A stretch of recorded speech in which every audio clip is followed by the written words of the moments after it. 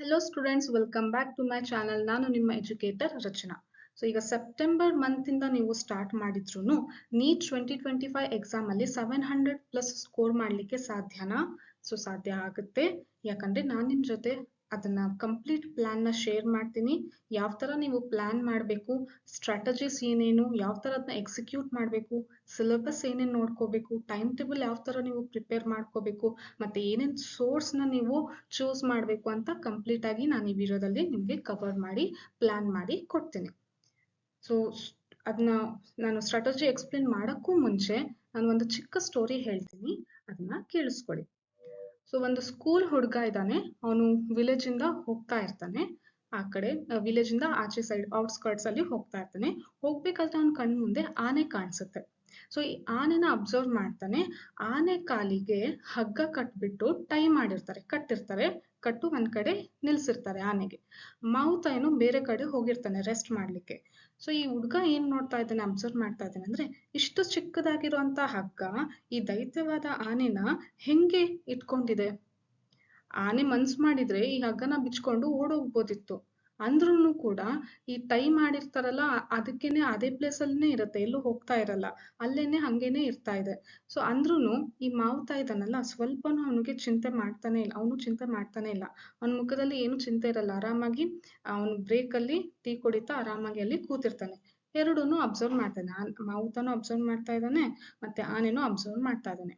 So ಅವನಿಗೆ question ಬಂತಲ್ವಾ, ಏನಂತ, ಯಾಕೆ ಹೋಗ್ತಾ ಇಲ್ಲ, ಮನ್ಸ್ ಮಾಡಿದ್ರೆ ಬಿಚ್ಕೊಂಡು ಹೋಗ್ಬೇಕಿತ್ತು ಅಂತ ಹೇಳಿ ಕ್ವೆಶನ್ ಬಂದಿದೆ. ಸೊ ಸಣ್ಣ ಮಕ್ಳು ಗೊತ್ತಿದಲ್ಲ, ಕ್ಲಿಯರ್ ಮಾಡ್ಕೊಂತಾರೆ, ಕ್ವೆಶನ್ ಕೇಳ್ತಾರೆ. ಸೊ ಮಾವುತನ ಹತ್ರ ಹೋಗ್ಬಿಟ್ಟು ಕೇಳ್ತಾನೆ, ಈಗ ಈ ಸಣ್ಣ ರೋಪ್ನ ಹಿಡಿದು ಹೆಂಗೆ ಇಟ್ಕೊಂಡಿದೆ ಈ ಆನೆ, ಯಾಕೆ ಬಿಚ್ಕೊಂಡು ಹೋಗ್ತಾ ಇಲ್ಲ ಅಂತ ಕೇಳಿದಾಗ ಮಾವುತ ಹೇಳೋ ಆನ್ಸರ್ ಕೇಳಿ ಅವನಿಗೂ ಕೂಡ ಆಶ್ಚರ್ಯ ಅನ್ಸುತ್ತೆ. ಸೊ ಮಾವುತ ಏನ್ ಹೇಳ್ತಾನೆ ಅಂತ ಅಂದ್ರೆ, ಆನೆ ಮರಿ ಇದ್ದಾಗ್ಲಿಂದಾನೆ ನಾನು ಅದ್ರ ಕಾಲಿಗೆ ಇದೇ ಹಗ್ಗನ ಕಟ್ಟಿ ಬಿಡ್ತಾ ಇದ್ದೆ. ಈ ಹಗ್ಗನ ಕಟ್ಬಿಟ್ಟು ನಾನು ಆಚೆ ಕಡೆ ಎಲ್ಲ ಹೋಗಿ ಮತ್ತೆ ಅಡ್ಡಾಡ್ಕೊಂಡು ವಾಪಸ್ ಬರ್ತಾ ಇದ್ದೆ. ಅಂದ್ರೂ ಅದು ಅಲ್ಲೇ ಇರ್ತಾ ಇತ್ತು. ಯಾಕಂದ್ರೆ ಅವಾಗ ಅದಕ್ಕೆ ಎಷ್ಟು ಶಕ್ತಿ ಇರ್ಲಿಲ್ಲ ಬಿಚ್ಕೊಂಡು ಹೋಗೋ ಅಷ್ಟು. ಅದರಲ್ಲಿ ನಂಬಿಕೆ ಏನ್ ಬಂದಿತ್ತು ಆನೆಯಲ್ಲಿ ಅಂತಂದ್ರೆ, ಹಗ್ಗ ಕಟ್ಟಿದ್ರೆ ನನಗೆ ಬಿಚ್ಕೊಂಡು ಹೋಗಕ್ಕೆ ಬರಲ್ಲ, ನಾನು ಅಲ್ಲೇ ಇರ್ಬೇಕು ಅಂತಂದೇಳಿ ಅದರ ಮೈಂಡ್ ಅಲ್ಲಿ ಫಿಕ್ಸ್ ಆಗಿತ್ತು. ಅದು ಅದೇ ನಂಬಿಕೆಯಲ್ಲೇ ಆನೆ ಇರ್ತಾ ಇತ್ತು. ಸೊ ಅದರಿಂದ ಅದೇ ಅಭ್ಯಾಸ ಆಗಿದೆ. ಇವಾಗಿನ ತನಕನೂ ಏನ್ ಅನ್ಕೊಳ್ಳುತ್ತೆ ಆನೆ ಅಂತಂದ್ರೆ, ನನಗೆ ಮಾವುತ ಹಗ್ಗ ಕಟ್ಟಿದ್ದಾನೆ ಅಂತಂದ್ರೆ ನನಗೆಲ್ಲೂ ಹೋಗಕ್ ಬರಲ್ಲ, ನಾನು ಅಲ್ಲೇ ಇರ್ಬೇಕು ಅಂತಂದೇಳಿ ಅನ್ಕೊಂಡಿದೆ. ಸೊ ಯಾಕೆ ನಾನು ನಿಮಗೆ ಈ ಸ್ಟೋರಿ ಹೇಳ್ತಾ ಇದ್ದೀನಿ ಅಂತಂದ್ರೆ, ಇದರಿಂದ ಒಂದು ಮಾರಲ್ ಥಿಂಗ್ ಇದೆ. ಏನಂತ ಅಂದ್ರೆ ನೋಡಿ, ನೀವು ಯಾವಾಗ್ಲೂ ರಾಂಗ್ ಬಿಲೀಫ್ ಅಲ್ಲಿ ಇದ್ರೆ ಲೈಫ್ ಅಲ್ಲಿ ಸಕ್ಸಸ್ ಪಡೆಯೋಕೆ ಆಗೋದಿಲ್ಲ. ಇದೇ ಆನೆ ಕಂಡೀಷನ್ ನಿಮಗೂ ಕೂಡ ಆಗುತ್ತೆ. ಈ ಆನೆ ರಾಂಗ್ ಬಿಲೀಫ್ ಅಲ್ಲಿ ಇದೆ, ಒಂದು ಟ್ರೈ ಮಾಡ್ಬೋದಿತ್ತು, ಬಟ್ ಅದು ಏನ್ ನಂಬ್ತಾ ಇದೆ, ಮೇ ಬಿ ಆಗಲ್ವೇನೋ, ನಾನು ಚಿಕ್ಕವರಿದ್ದಾಗಿಂದ ಹಂಗೆ ಅಲ್ವಾ ಇರೋದು ಅಂತ ನಂಬ್ಕೊಂಡು ಇಲ್ಲಿ ತನಕನೂ ಬಂದಿದೆ. ಸೊ ನೀವೂನು ಕೂಡ ಯಾವತ್ತಾದ್ರೂ ಒಂದ್ಸರಿ ಟೆಸ್ಟ್ ಅಲ್ಲಿ ಫೇಲ್ ಆಗಿದ್ದೀರಾ ಅಂತ ಅನ್ಕೊಂಡ್ಮೇಲೆ, ಫೇಲ್ ಆಗಿದ್ದೀರಾ ಅಂತ ಗೊತ್ತಾದ್ಮೇಲೆ ನೆಕ್ಸ್ಟ್ ನೀವು ಟ್ರೈ ಮಾಡ್ಬೇಕು. ಕಡಿಮೆ ಮಾರ್ಕ್ಸ್ ಬಂದಿದೆ ಅಂತ ಗೊತ್ತಾದ್ರೆ ನೆಕ್ಸ್ಟ್ ನೀವು ಟ್ರೈ ಮಾಡ್ಬೇಕು. ಟ್ರೈ ಮಾಡಿಲ್ಲ ಅಂತ ಅಂದ್ರೆ ನಿಮಗೆ ಸಕ್ಸಸ್ ಸಿಗೋದಿಲ್ಲ. ಸೊ ರಾಂಗ್ ಬಿಲೀಫ್ ಅಲ್ಲಿ ಇರ್ಬಾರ್ದು. ನೀವು ಮನ್ಸಲ್ಲಿ ಅನ್ಕೊಂಡ್ರೆ ಏನ್ ಬೇಕಾದ್ರೂ ಸಾಧಿಸ್ಬೋದು. So first thing, if you want to start any work or any task, if you want to finish, first thing in your mind you need to fix that you can do this, so you can also achieve this ಅಂತ ಮನ್ಸಲ್ಲಿ ಇಟ್ಕೊಂಡಿರ್ಬೇಕು. ನಿಮಗೂ ಕೂಡ above 700 score ಮಾಡ್ಲಿಕ್ಕೆ ಆಗುತ್ತೆ. If you start from 0 from September 1 from today. You may be watching this video on maybe on other day, not on this day only, but you can do this. ನೀವು ಮನಸ್ಸಲ್ಲಿ ಅನ್ಕೊಂಡಿದ್ದೀರಾ ಅಂತ ಅಂದ್ರೆ ಹಾಗೆ ಆಗುತ್ತೆ. ಬರೀ ಅನ್ಕೊಂಡ್ರೆ ಸಾಧ್ಯನಾ? No. For that you need to plan and you need to execute properly. ಅದಕ್ಕೇನೆ ನಾನು ನಿಮ್ಗೆ ಗೈಡ್ ಮಾಡ್ತೀನಿ, ಯಾವ ತರ ಪ್ಲಾನ್ ಇಟ್ಕೋಬೇಕು, ಯಾವ ತರ ಅದನ್ನ ಎಕ್ಸಿಕ್ಯೂಟ್ ಮಾಡ್ಬೇಕು ಅಂತ ಒಂದಾದ್ಮೇಲೆ ಒಂದು ಈಗ ಹೇಳ್ತಾ ಬರ್ತೀನಿ. ಸೊ ಯಾಕೆ ಹೇಳಿದೆ ಈ ಸ್ಟೋರಿ ಅಂತಂದ್ರೆ ನೀವು ಇಲ್ಲಿ ರಿಲೇಟ್ ಮಾಡ್ಕೋಬಹುದು. ನೋಡಿ, C, out of 23 lakh students in a NEET 2024 exam, only 2,321 students have scored above 700. Means if you calculate this, that is only 0.1% scored 2,321, and these 0.1% students have believed in themselves. ಅವರು ಅವ್ರ ಮನಸ್ಸಲ್ಲಿ ಅವರ mind ನ ಮಾಡ್ಕೊಂಡಿದ್ರು, ಮನಸ್ಸಲ್ಲಿ ಅನ್ಕೊಂಡಿದ್ರು, ನಾನು achieve ಮಾಡ್ತೀನಿ, ನಾನು ರ್ಯಾಂಕ್ ತಗೊಂತೀನಿ ಅಂತ ಅನ್ಕೊಂಡಿದ್ದಕ್ಕೆ ಮಾತ್ರ ಅಲ್ಲಿ ತನಕ ಹೋಗಕ್ ಸಾಧ್ಯ ಆಯ್ತು. ಬರೇ ಅನ್ಕೊಂಡಿದ್ರ? No, they have planned that properly, they have executed that. ಆದ್ರೆ ಮಾತ್ರ ಅವರಿಗೆ ಅಲ್ಲಿ ತನಕ ಹೋಗ್ಲಿಕ್ಕೆ ಸಾಧ್ಯ ಆಯ್ತು. ಸೊ ನೀವುನು ಕೂಡ first thing before starting any task, you must fix in your mind that you can achieve, you can finish that goal at any cost. ಸರಿನಾ? ಸೊ ಯಾವ ತರ ಪ್ಲಾನ್ ಇರಬೇಕು ಅಂತ ಹೇಳ್ತೀನಿ ನೋಡಿ. ಸಿಲೆಬಸ್ ಜಾಸ್ತಿ ಇದೆ, ಟೈಮ್ ಮ್ಯಾನೇಜ್ ಮಾಡೋದನ್ನೇ ಒಂದು ದೊಡ್ಡ ಟಾಸ್ಕ್, ಹೌದಲ್ವಾ? ಸೊ ಯಾವ ತರ ಮ್ಯಾನೇಜ್ ಮಾಡ್ತೀರಾ ಅಂತಂದ್ರೆ ಸಿಲೆಬಸ್ ನೋಡ್ಕೊಂಡು ಅದರ ಪ್ರಕಾರ ಪ್ಲಾನ್ ಮಾಡಬೇಕು. ಸೊ ನೋಡಿ, ಬಯಾಲಜಿನಲ್ಲಿ ರೆಡ್ಯೂಸ್ ಸಿಲೆಬಸ್ ಹೇಳ್ತಾ ಇದ್ದೀನಿ ನಾನು. So we need to go with the 2024 syllabus. So from that only I am telling you that 32 lessons are there in biology, and physics 28 lessons, and chemistry 19 lessons. If you calculate this, the total is 79 lessons are there. So ನಮಗೆ ಎಷ್ಟಿದೆ? 79 lessons ಇದೆ, complete ಮಾಡಬೇಕು. Hardly we will get 6 months. ನಿಮ್ಮ exam preparatory ಮತ್ತೆ lab exams ಎಲ್ಲ ತೆಗೆದ್ರೂ ಎಷ್ಟು ಸಿಗುತ್ತೆ ನಮಗೆ? ಒಂದು 6 months ಸಿಗುತ್ತೆ.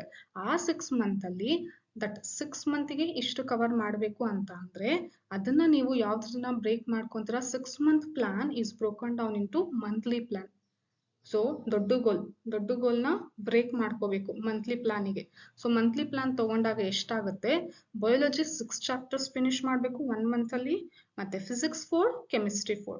ಸೊ ಟೋಟಲ್ ಆಗಿ 14 chapters per month you need to finish.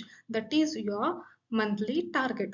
So ಪ್ರತಿ ಮಂತ್ ಅಲ್ಲೂ ನೀವು ಎಷ್ಟು ಫಿನಿಶ್ ಮಾಡಬೇಕು ಅಂತ ನೀವು ಐಡಿಯಾ ನಿಮಗೆ ಬಂದಿದೆ. ಸೊ ಇದನ್ನ ನೀವು ಒಂದ್ ಕಡೆ ಬರೆದು ಇಟ್ಕೊಂತೀರಾ. ಯಾವ ತರ ಸ್ಟಾರ್ಟ್ ಮಾಡ್ತೀರಾ? ಡೈರೆಕ್ಟ್ ಆಗಿ ಕಷ್ಟ ಇರೋ ಲೆಸನ್ಸ್ನ ನೀವು ಚೂಸ್ ಮಾಡಿದ್ರೆ ನಿಮಗೆ ಸೆಲ್ಫ್ ಮೋಟಿವೇಶನ್ ಸಿಕ್ಕೋದಿಲ್ಲ, ನಿಮಗೆ ಟಾಸ್ಕ್ ಕಷ್ಟ ಅನ್ಸುತ್ತೆ. So start with easy lessons. Easy lessons ನಿಮಗೆ ಯಾವ್ದಿದೆ ಅನಿಸ್ತಾ ಇರುತ್ತೆ, ನೀವು ಮುಂಚೆ ಬರ್ದಿರೋ ಮಂತ್ಲಿ ಟೆಸ್ಟ್ ಮತ್ತೆ ವೀಕ್ಲಿ ಟೆಸ್ಟ್ ಅಲ್ಲಿ ಅಥವಾ ನಿಮ್ಮ ಕಾಲೇಜಲ್ಲಿ ಇರೋ ಎಲ್ಲ ಟೆಸ್ಟಲ್ಲಿ ಮಾಡಿರೋ ಎಲ್ಲ ಟೆಸ್ಟಲ್ಲಿ ಯಾವುದು ಈಸಿ ಅನ್ಸುತ್ತೆ ಅಲ್ಲಿಂದ ಸ್ಟಾರ್ಟ್ ಮಾಡಿ. ಇನ್ನೊಂದು, ಈಸಿ ಚೂಸ್ ಮಾಡ್ತಾ ಇದ್ದೀರಾ, ಜೊತೆಗೆ ಅದು ಹೈ ವೇಟೇಜ್ ಕೂಡ ಇರುವಂಥ ಲೆಸನ್ಸ್ ಸ್ಟಾರ್ಟ್ ಮಾಡಿ. ಹೈ ವೇಟೇಜ್ ಆಗಿರಬೇಕು ಮತ್ತೆ ಈಸಿ ಇರಬೇಕು ಅಂತ ಲೆಸನ್ನ ಫಸ್ಟ್ ಚೂಸ್ ಮಾಡ್ಕೊಳ್ಳಿ, ಅಲ್ಲಿಂದ ಸ್ಟಾರ್ಟ್ ಮಾಡಿ.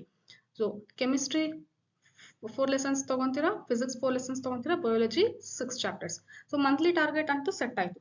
This monthly target you need to break down into weekly target. So monthly ಇಷ್ಟಿದೆ ಅಂತಂದ್ರೆ 1 week ಅಲ್ಲಿ ನಾನು ಎಷ್ಟು ಕವರ್ ಮಾಡಬೇಕು. So that weekly target you need to break down into daily targets.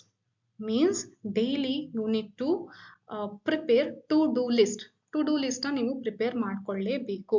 ನಾಳೆ ಬೆಳಗ್ಗೆ ನಾನು ಈ ಏನು ಕಾನ್ಸೆಪ್ಟ್ಸ್ ಓದ್ತೀನಿ, ರಾತ್ರಿ ಕಾನ್ಸೆಪ್ಟ್ಸ್ ಓದ್ತೀನಿ, ಕಾಲೇಜಿಂದ ಬಂದ್ಮೇಲೆ ಇದನ್ನ ರಿವೈಸ್ ಮಾಡ್ತೀನಿ ಅಂತ ಯಾವಾಗ ನೀವು ಟಾರ್ಗೆಟ್ ಇಟ್ಕೊಂಡು ವರ್ಕ್ ಮಾಡ್ತೀರಾ ಆವಾಗ ನಿಮ್ಮ ಮೈಂಡ್ ಡೈವರ್ಟ್ ಆಗಲ್ಲ.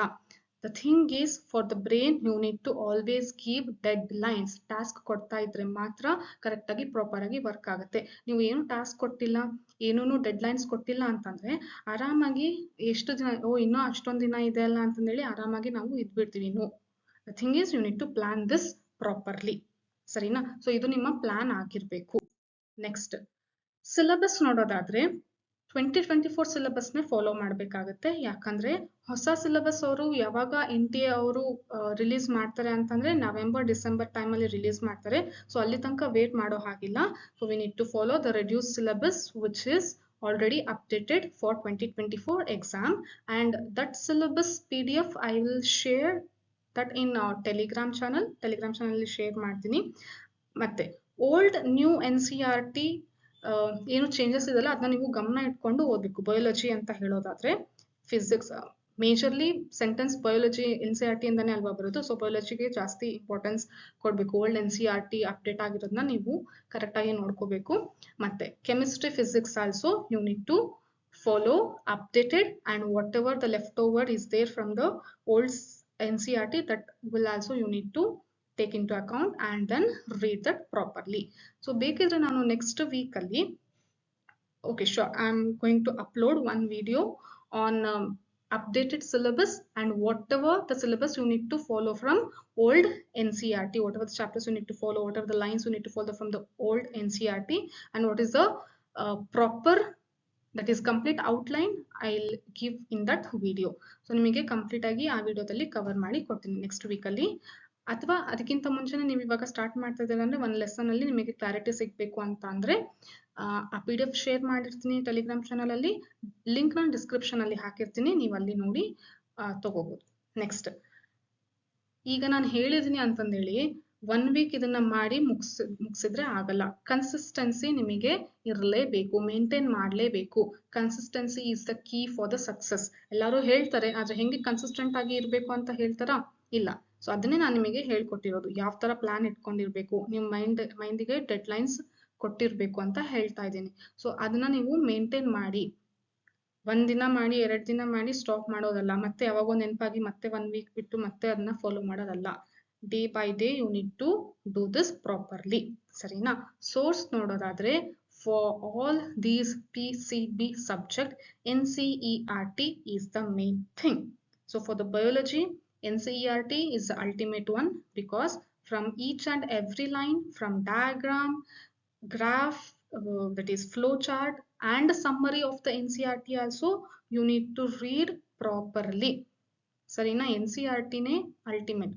ಅಲ್ಲಿಂದ ಯಾವ ಲೈನ್ ಕೂಡ ಬಿಡಂಗಿಲ್ಲ, ಡಯಾಗ್ರಾಮು ಫಾಲೋ ಮಾಡಬೇಕು, ಗ್ರಾಫ್ ಕೊಟ್ಟಿರ್ತಾರಲ್ಲ ಅದನ್ನು ಕರೆಕ್ಟ್ ಆಗಿ ನೋಡ್ಕೋಬೇಕು, ಫ್ಲೋ ಚಾರ್ಟ್ ಕೂಡ ನೀವು ಪ್ರಾಪರ್ ಆಗಿ ಅರ್ಥ ಮಾಡ್ಕೊಂಡು ಅದರ ಕ್ವೆಶನ್ಸ್ ಸಾಲ್ವ್ ಮಾಡಬೇಕಾಗುತ್ತೆ. ಸೊ NCERT ಬಿಟ್ರೆ ಕ್ವೆಶನ್ ಸಾಲ್ವ್ ಮಾಡ್ಲಿಕ್ಕೆ ನೀವು ಬೇಕಿದ್ರೆ ಕಾಲೇಜಲ್ಲಿ ಕೊಟ್ಟಿರೋ ಮೆಟೀರಿಯಲ್ ಅಥವಾ MTG ಮೆಟೀರಿಯಲ್ ಯಾವ್ದಾದ್ರೂ ಒಂದು ರೆಫರ್ ಮಾಡ್ಕೊಂಡು ಕ್ವೆಶನ್ಸ್ ನ ಸಾಲ್ವ್ ಮಾಡ್ತೀರಾ. ಸೊ ಸಾಲ್ವ್ ಮಾಡ್ಬೇಕಾದ್ರೆ ಫಸ್ಟ್ ಯಾವ್ದನ್ನ ನೀವು ಕಂಪ್ಲೀಟ್ ಮಾಡ್ತೀರಾ ಅಂತಂದ್ರೆ PYQs, previous year questions is must.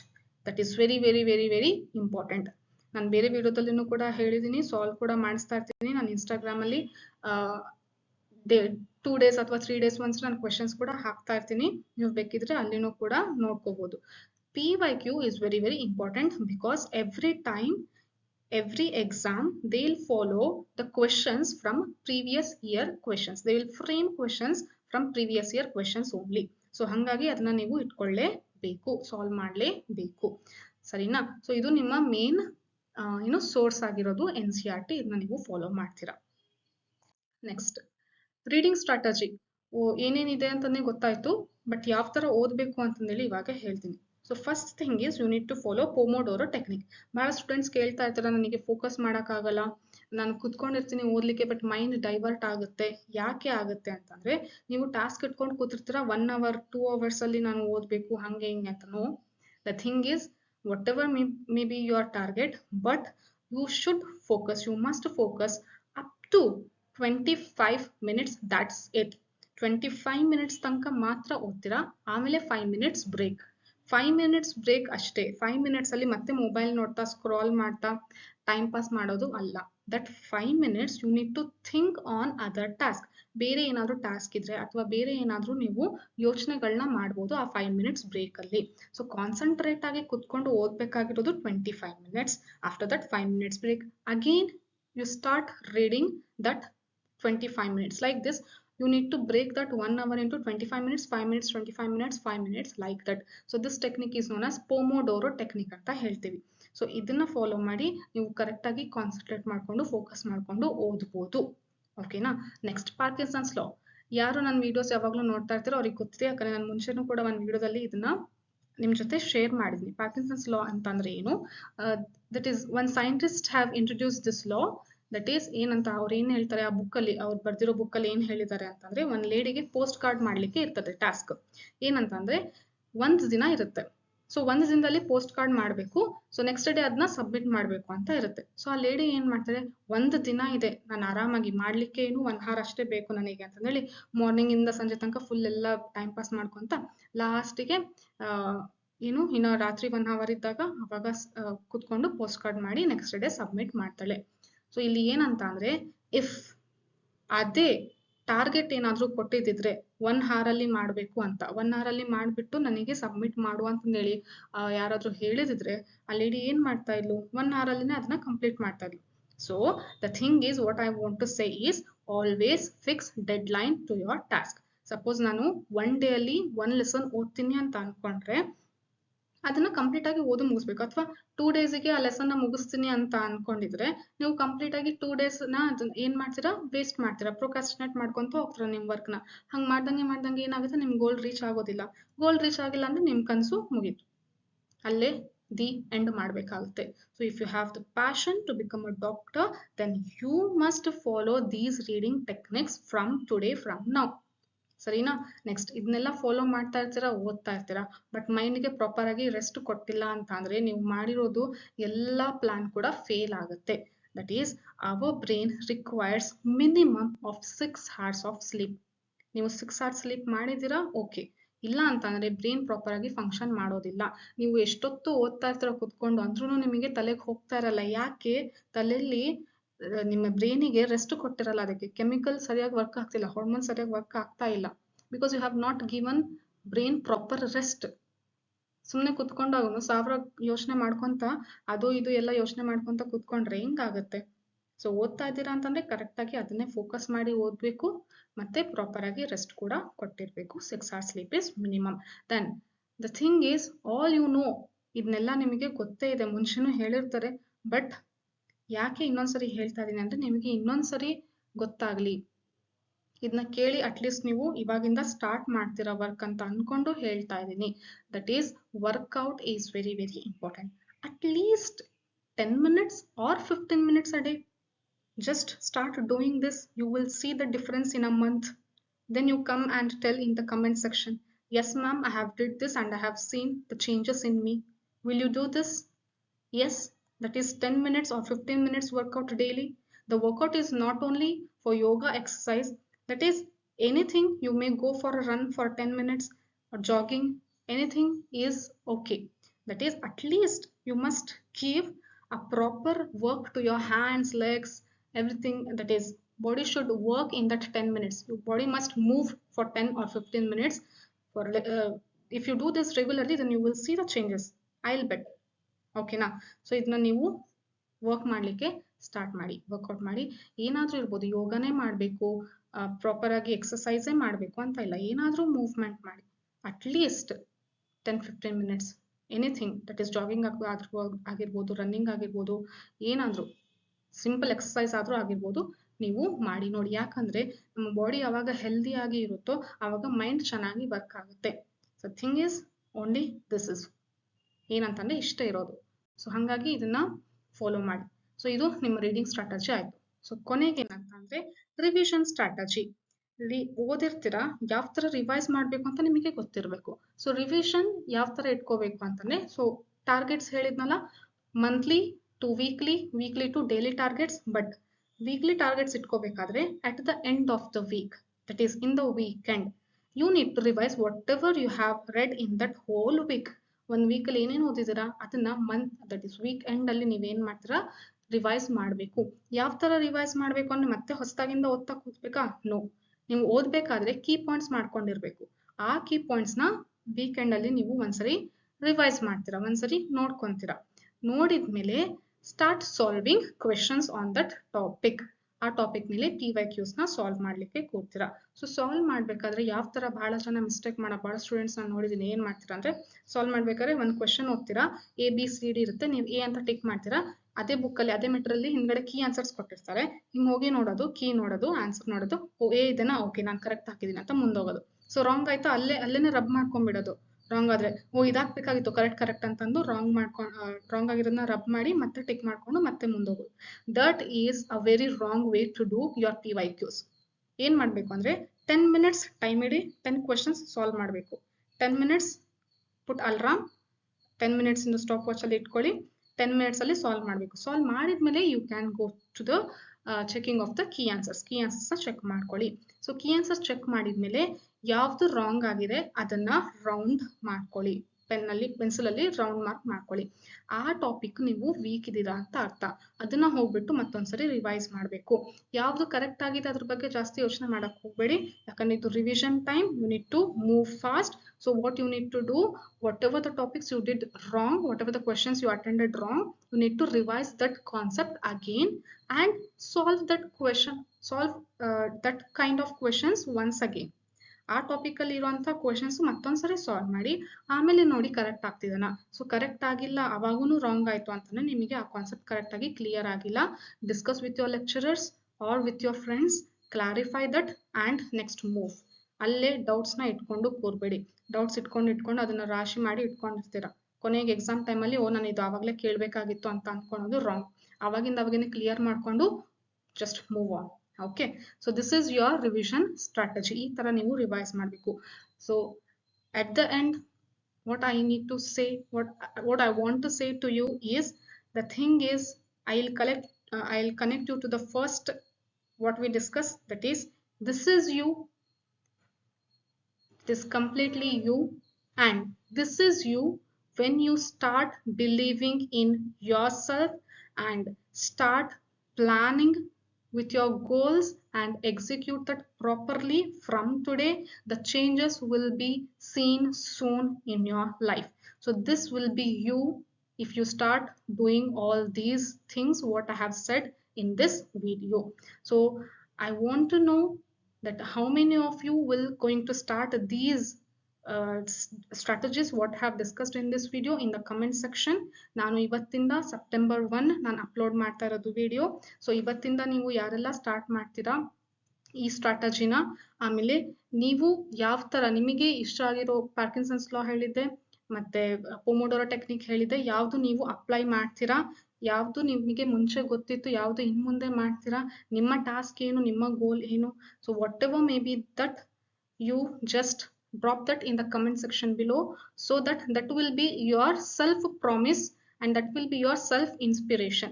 ನೀವು next 1 week ಆದ್ಮೇಲೆ ಮತ್ತೆ ಅದನ್ನ ಬಂದು ನೋಡಿ, whatever you have promised to yourself, and then start working again if you have missed or demotivated or you have enrooted, that is you have stopped there from your work. ಓಕೆನಾ? So ಇದು ನಿಮ್ಮ task ಆಗಿರುತ್ತೆ, ನೀವು follow ಮಾಡಿ. So complete ಆಗಿ ಈ ವಿಡಿಯೋದಲ್ಲಿ ನಾವೇನು ಡಿಸ್ಕಸ್ ಮಾಡಿದ್ವಿ ಅಂದರೆ, ರೀಡಿಂಗ್ ಸ್ಟ್ರಾಟಜಿ ಆಗಿರ್ಬೋದು, ಸಿಲೆಬಸ್ ಇರ್ಬೋದು, ಸೋರ್ಸ್ ಇರ್ಬೋದು, ಯಾವುದನ್ನ ಫಾಲೋ ಮಾಡಬೇಕು, ಯಾವುದನ್ನ ಬಿಡಬೇಕು. Okay, then at last, revision strategy. So hope this will help you. Of course, if this going to be help you right way in your preparation, and all the best. I'm hoping that you will definitely score 700 above in coming NEET 2025 exam. So stay tuned. Thank you. Bye bye.